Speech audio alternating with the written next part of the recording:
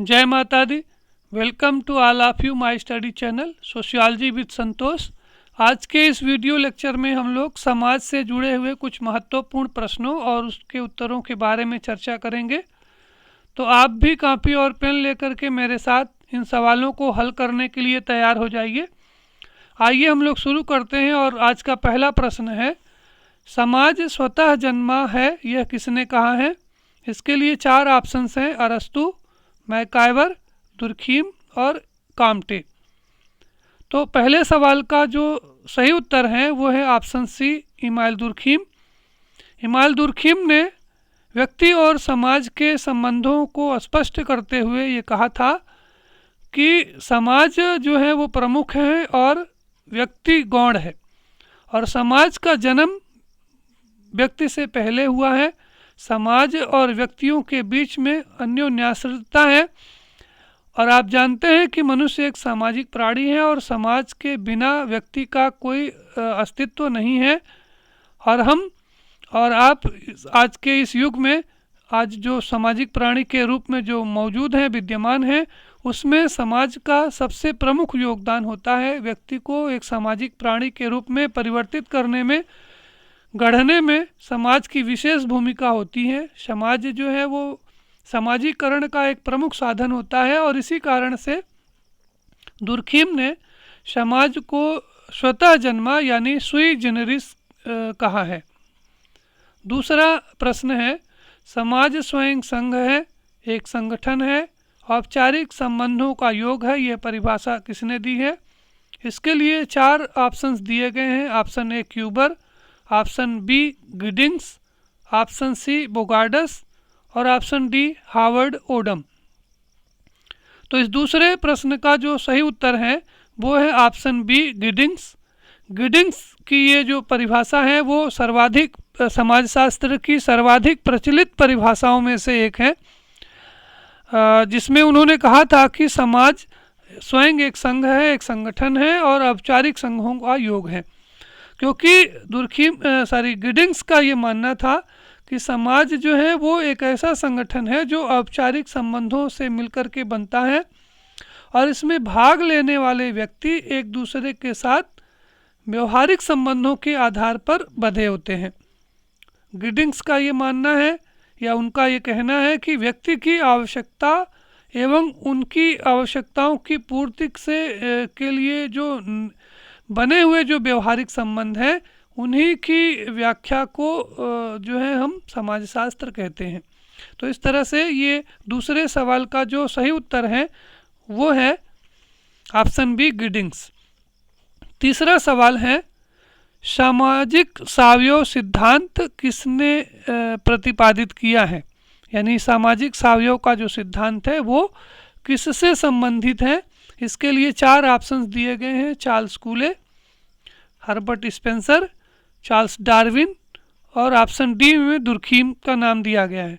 तो इस तीसरे सवाल का जो सही उत्तर होगा वो होगा ऑप्शन ए, चार्ल्स कूले।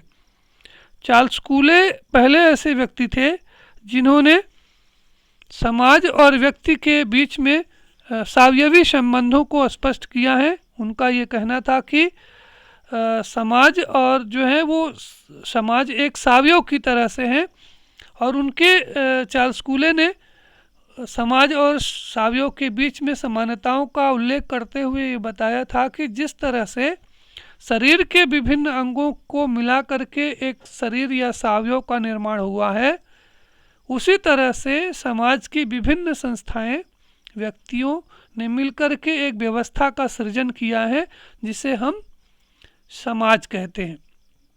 तो इस तरह से तीसरे सवाल का जो राइट आंसर है वो है ऑप्शन ए, चार्ल्स कूले। चौथा सवाल जो आपकी स्क्रीन पर दिख रहा है वो है, समाज स्वनिर्भर होता है और उसकी जीवन अवधि व्यक्ति की जीवन अवधि से बड़ी होती है, यह विचार निम्न में से किससे संबंधित है? इसके लिए चार ऑप्शन दिए गए हैं। Option A Sumner, option B Charles Cooley, option C Reuter और ऑप्शन डी जॉन लीवी। तो इस चौथे सवाल का जो सही उत्तर है वो है ऑप्शन डी, जॉन लीवी। जॉन लीवी ने समाज को परिभाषित करते हुए लिखा था कि समाज क्रियाओं की वह व्यवस्था है जिसमें व्यक्तियों की बहुलता के आधार पर अंतःक्रिया संपन्न होती है और उनका चयन प्रजनन की प्रक्रिया के माध्यम से होता है।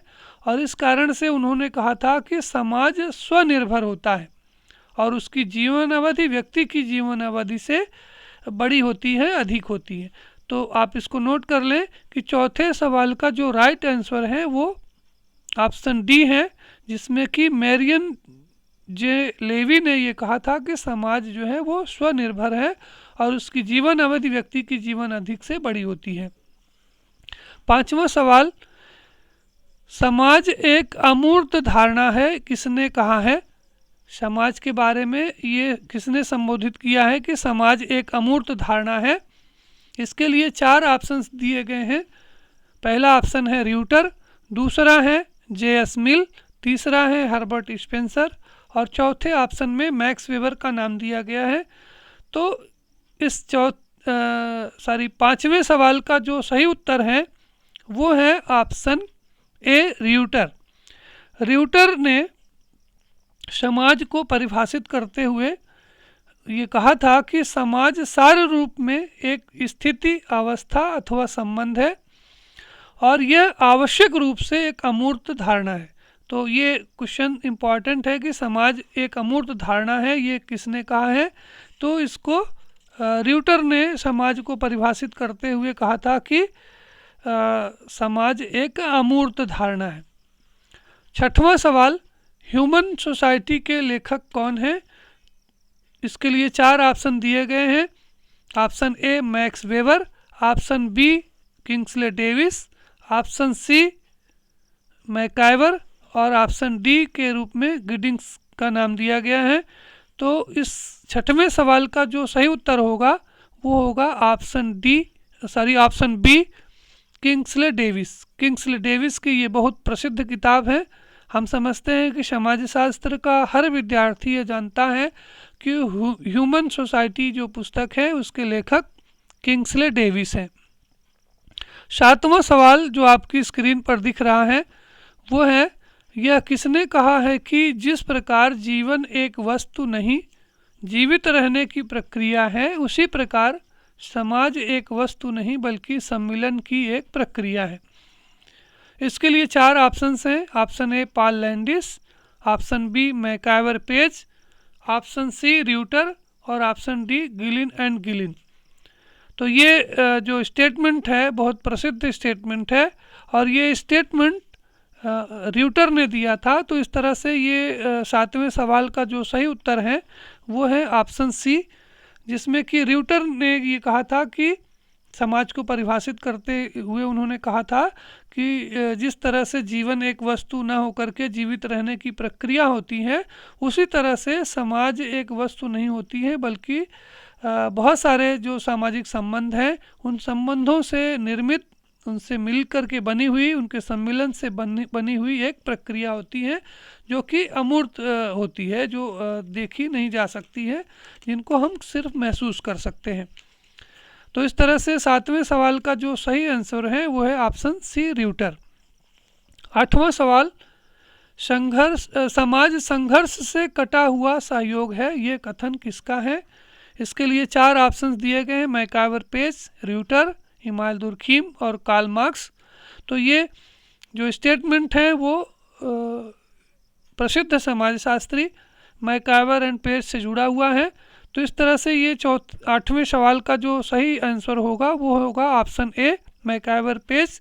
तो मैकाइवर पेज ने समाज की विशेषताओं को स्पष्ट करते हुए समाज में संघर्ष और सहयोग दोनों को महत्वपूर्ण माना था और लेकिन उसमें उन्होंने सहयोग को प्रमुख स्थान दिया था और इस तरह से उन्होंने ये बताने का प्रयास किया था कि समाज में सहयोग और संघर्ष दोनों पाया जाता है, लेकिन व्यक्ति सहयोग में रहना अधिक पसंद करता है और इसी कारण से उन्होंने कहा था कि समाज संघर्ष से कटा हुआ सहयोग है।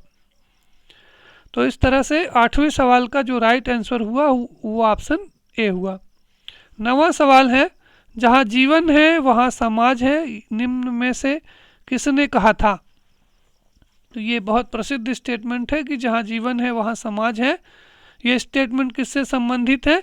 तो ये स्टेटमेंट हम लोग जानते हैं कि इस स्टेटमेंट को मैकाबर एंड पेज ने दिया था। तो इस तरह से ये जो 9वें सवाल का जो राइट आंसर है वो है ऑप्शन डी, मैकाबर पेज। 10वां सवाल है कि मैकाबर ने समाज के निर्माण के लिए 3 बातों का होना आवश्यक बताया था, यानी उनमें से एक कौन है? आपको ये बताना है कि मैकाबर पेज ने समाज के निर्माण के लिए जिन 3 बातों का होना आवश्यक बताया था उनमें से इनमें से तीनों में से एक कौन प्रमुख बात है? ऑप्शन ए है सामाजिक दूरी, ऑप्शन बी है संघर्ष, ऑप्शन सी सामाजिक अंतःक्रिया और ऑप्शन डी है सहयोग। तो इसमें जो सही उत्तर है वो है ऑप्शन सी, सामाजिक अंतःक्रिया। मैकाबर पेज ने समाज के निर्माण के लिए 3 चीज़ों का होना, 3 बातों का होना आवश्यक बताया था, जिनमें से पहला है व्यक्तियों की बहुलता, दूसरा है सामाजिक संबंध और तीसरा उन्होंने कहा था कि सामाजिक अंतःक्रिया। ये 3 जो बातें हैं वो मैकाबर के हिसाब से समाज के निर्माण के लिए आवश्यक है। तो इस तरह से सामाजिक अंतःक्रिया जो ऑप्शन सी है वो इस 10वें सवाल का सही उत्तर है। 11वां सवाल है परिस्थिति समाज और संविदा समाज का वर्गीकरण किसने किया था? परिस्थिति समाज और संविदा समाज के रूप में समाज का वर्गीकरण किसके द्वारा किया गया था? इसके लिए 4 ऑप्शन दिए गए हैं। Option A Spencer, option B sir Henry Maine, option C Durkheim और ऑप्शन डी रॉबर्ट मर्टन। तो इस 11वें सवाल का जो सही उत्तर होगा वो होगा option B sir Henry Maine. Henry Maine ने समाज को वर्गीकृत करते हुए उसे 2 भागों में विभाजित किया था। एक परिस्थिति समाज, वह समाज जिसमें कि विशेष करके प्रदत्त परिस्थितियों का अधिक महत्व होता है, जैसे कि ग्रामीण समाज जो है वो परिस्थिति समाज है। दूसरा समाज उन्होंने संविदा समाज के रूप में बताया था कि जिसमें कि अर्जित परिस्थितियों का महत्व अधिक होता है। तो इस तरह से परिस्थितियों के आधार पर समाज को 2 भागों में उन्होंने विभाजित किया था, एक को परिस्थिति समाज और दूसरे को संविदा समाज के रूप में उन्होंने वर्गीकृत किया था। तो 11वें सवाल का जो सही उत्तर है वो है option B sir Henry Maine. 12वां सवाल है मुक्त समाज और उसके दुश्मन पुस्तक के लेखक कौन है? यानी the open society and his enemies, ये जो बुक है वो किसके द्वारा लिखी गई है? इसके लिए 4 ऑप्शन दिए गए हैं। Option A Raymond Popper, option B Howard Becker, option C Robert Redfield, option D Tonnies. तो इस 12वें सवाल का जो सही उत्तर होगा वो होगा रेमंड पापर। ये जो कार्ल रेमंड पापर हैं, इन्होंने ये मुक्त समाज और उनके दुश्मन पुस्तक 1945 में लिखी थी। और वास्तव में ये जो पापर थे उन्होंने जिनकी की जन्मभूमि ऑस्ट्रिया में थी, तो उनका ये मानना था कि विज्ञान की अंतिम कसौटी मिथ्याकरण है और वैज्ञानिक ज्ञान की कसौटी उसकी सत्यापनशीलता नहीं है बल्कि उसकी मिथ्यापनशीलता है। और उन्होंने विज्ञान के कसौटी को स्पष्ट करने के लिए मुक्त समाज और उनके दुश्मन नामक पुस्तक लिखी थी, जो कि उन्होंने जो पुस्तक जो है वो 1945 में प्रकाशित हुई थी। 13वां सवाल है परिवर्तन की दृष्टि से नरम समाज और गरम समाज का वर्गीकरण किसने किया था? इसके लिए 4 ऑप्शन दिए गए हैं।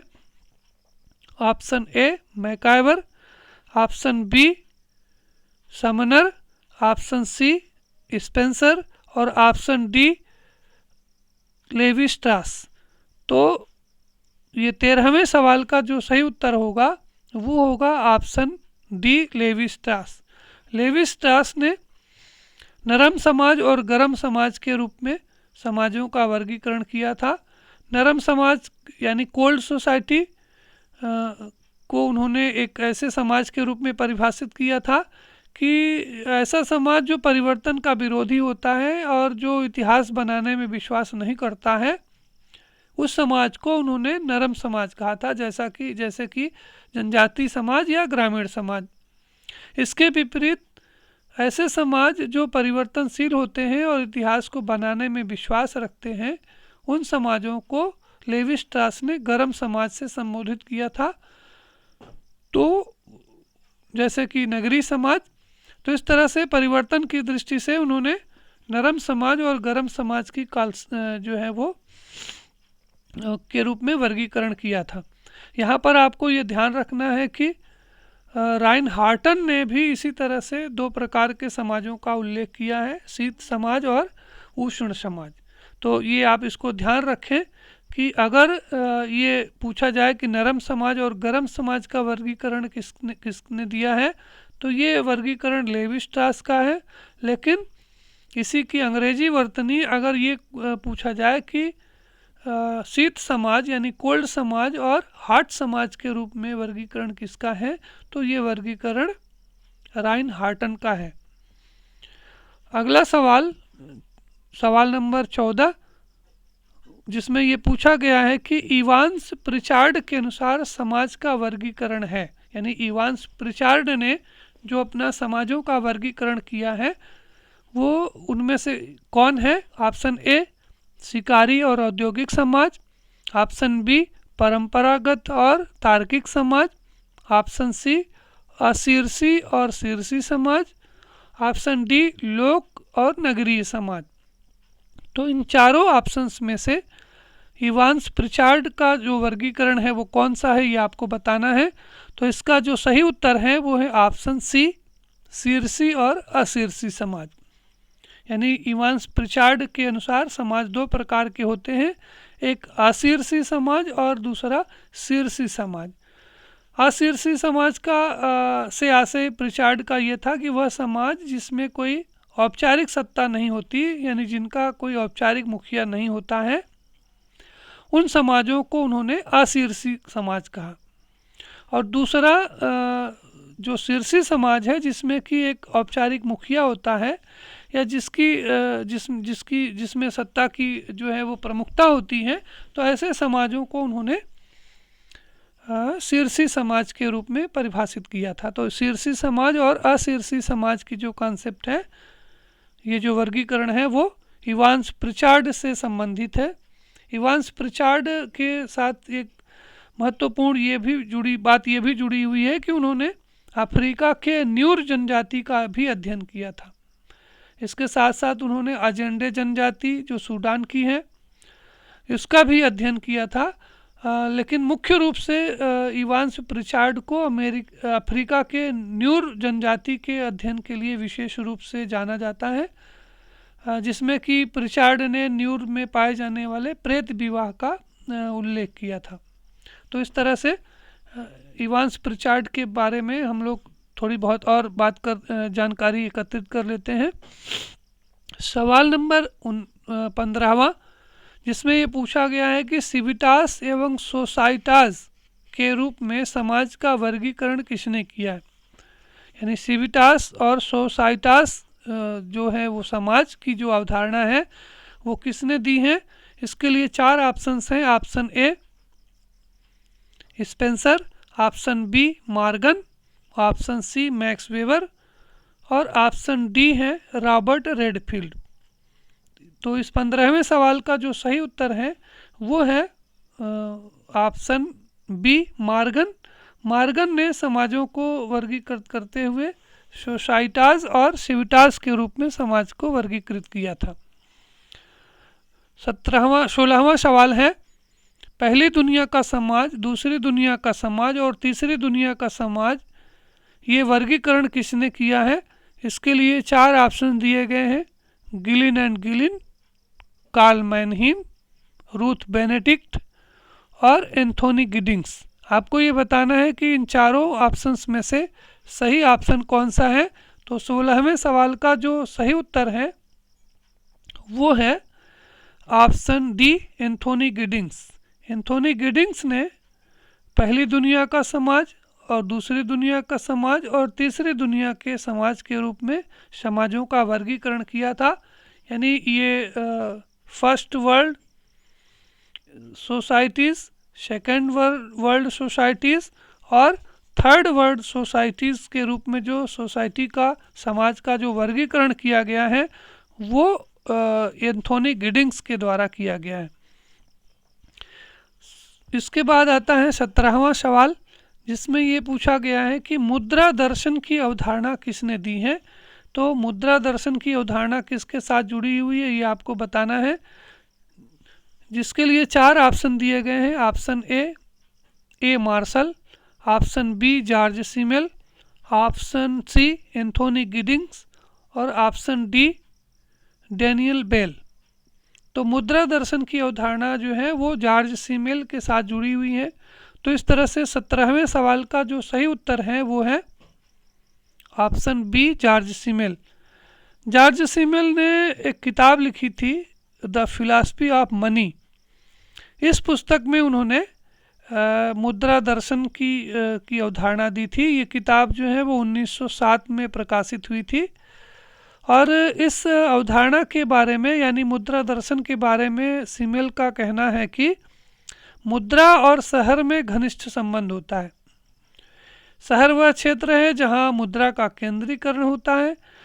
तो इस तरह से ये मुद्रा के आविष्कार ने, उनका ये मानना है कि मुद्रा के आविष्कार ने समाज को गहरे रूप से प्रभावित किया है और जिसको मुद्रा प्राप्त हुई है उसके लिए तो प्रभु प्रकाश है और जिसको ये मुद्रा प्राप्त नहीं हुई है उसके लिए संस्कृति की त्रासदी के रूप में आई है। तो इस तरह से प्रभु प्रकाश और संस्कृति की त्रासदी की जो कॉन्सेप्ट है, ये कॉन्सेप्ट भी जॉर्ज सिमेल के साथ जुड़ी हुई है। तो आप इसको याद रखें कि मुद्रा दर्शन की जो अवधारणा है वो जॉर्ज सिमेल से संबंधित है और ये जो अवधारणा है उन्होंने अपनी जो प्रसिद्ध पुस्तक है द फिलॉसफी ऑफ मनी, इस पुस्तक में उन्होंने इसका उल्लेख किया है। 18वां सवाल है, औद्योगिक समाज का संबंध निम्न में से किससे नहीं है। आपको ये बताना है कि इनमें से कौन सी ऐसी विशेषता है जो औद्योगिक समाज में नहीं पाई जाती है। ऑप्शन ए है पूंजी का महत्व, ऑप्शन बी है संविदात्मक संबंध, ऑप्शन सी है मशीनीकरण और ऑप्शन डी है कम जनसंख्या घनत्व। तो जैसा कि हम सब जानते हैं कि औद्योगिक समाज की जो प्रमुख विशेषता होती है वो ये होती है कि वहाँ पर पूंजी का महत्व होता है, अधिक महत्व होता है और वहाँ व्यक्तियों में संविदात्मक संबंधों की प्रधानता होती है और उसके साथ साथ औद्योगिक समाज जो है वो मशीनीकरण के लिए जाना जाता है। तो ये जो तीनों विशेषताएं हैं ए, बी और सी, ये औद्योगिक समाज की विशेषताएं हैं। और ये जो चौथी विशेषता है ऑप्शन डी यानी कम जनसंख्या, ये औद्योगिक समाज से संबंधित नहीं है। तो इस तरह से ये 18वें सवाल का जो सही उत्तर होगा वो होगा ऑप्शन डी कम जनसंख्या। ये औद्योगिक समाज से की विशेषता नहीं होती है, ये ग्रामीण समाज की विशेषता होती है। 19वां सवाल, द फिलॉसफी ऑफ मनी के लेखक कौन है। इसके लिए 4 ऑप्शन दिए गए हैं। Option A Graham Sumner, option B George Simmel, option C Daniel Thorner और ऑप्शन डी रॉबर्ट मर्टन। तो ये इस प्रश्न का उत्तर मैंने आपको पहले दे दिया है कि इस प्रश्न का जो सही उत्तर होगा वो होगा ऑप्शन बी जॉर्ज सिमेल। मैंने आपको थोड़ी देर पहले अभी बताया है, जो वो उसमें आपको मैंने बताया था कि ये जॉर्ज सिमेल जो है ने किताब लिखी थी फिलॉसफी ऑफ मनी। ये किताब 1907 में प्रकाशित हुई थी, जिसमें उन्होंने मुद्रा के आविष्कार के द्वारा जो समाज में जो व्यापक प्रभाव पड़ा है उसका अध्ययन किया है, उसका उल्लेख किया है। 20वां सवाल है, उत्तर आधुनिक समाज की अवधारणा के जनक कौन है। इसके लिए 4 ऑप्शन दिए गए। Option A Ruth Benedict, option B Anthony Giddings, option C Daniel Ward और ऑप्शन डी डैनियल वेल। तो इस 20वें सवाल का जो सही उत्तर होगा वो होगा option D Daniel Bell. Daniel Bell ने एक किताब लिखी थी the coming of post industrial society. इसको भी आप नोट कर लें the coming of post industrial society. कभी कभी ये पूछा जाता है कि ये पुस्तक किसके द्वारा लिखी गई है, तो ये पुस्तक जो है वो डेनियल बेल के द्वारा लिखी गई है, जो 1974 में आई प्रकाशित हुई थी। और इस पुस्तक में उन्होंने डेनियल बेल ने औद्योगिक समाज की या उत्तर औद्योगिक समाज की कॉन्सेप्ट को स्पष्ट किया था। उनका ये मानना था कि उत्तर औद्योगिक समाज जो है वो एक ऐसा समाज है जहाँ वास्तव में धन संपदा संपत्ति के स्थान का जो स्थान है वो ज्ञान लेता जा रहा है, और यह एक ऐसी शक्ति है जो सत्ता का मुख्य स्रोत बनती जा रही है। तो ऐसे समाजों में जो उत्तर आधुनिकता वाले समाज हैं उनमें उत्पादन व्यवस्था का जो मुख्य आधार है वो सूचना या ज्ञान बनता जा रहा है। इस कारण से उन्होंने ये उत्तर जो औद्योगिक समाज है उस समाजों में सफ़ेद पोश कार्मिकों की विशेष भूमिका को, विशेष महत्व को उन्होंने दर्शाया था। कहने का आशय यह है कि जो डेनियल बेल है वो उत्तर औद्योगिक समाज को ज्ञान समाज, सूचना समाज, सेवा समाज आदि समाजों के रूप में उसको संबोधित करते हैं। तो आप इसको भी नोट कर लें कि कभी कभी ये भी पूछा जाता है कि उत्तर आधुनिक समाज को ज्ञान समाज या सूचना समाज या ज्ञान समाज जो है वो किससे संबंधित है। तो आप इसको याद रखें कि सूचना समाज या ज्ञान समाज जो है वो उत्तर औद्योगिक समाज से संबंधित है, ये जुड़ी हुई है। और इस अवधारणा को जन्म देने का श्रेय डेनियल बेल को है। और उन्होंने एक किताब लिखी थी जो 1974 में प्रकाशित हुई थी, जिसका नाम है the coming of post industrial society. तो इस तरह से आज का वीडियो में बस इतना ही। अंत में हम चाहेंगे कि अगर अभी तक आपने हमारे इस चैनल को सब्सक्राइब नहीं किया है तो प्लीज़ इसे सब्सक्राइब करें और अपने मित्रों तक इसे भेजें, जिससे दूसरे लोग भी इसका लाभ उठा पाएँ। और बेल आइकन दबाना भी आप ना भूलें, जिससे जो मेरे अगला वीडियो है मेरा वो आप तक पहुंचता रहे।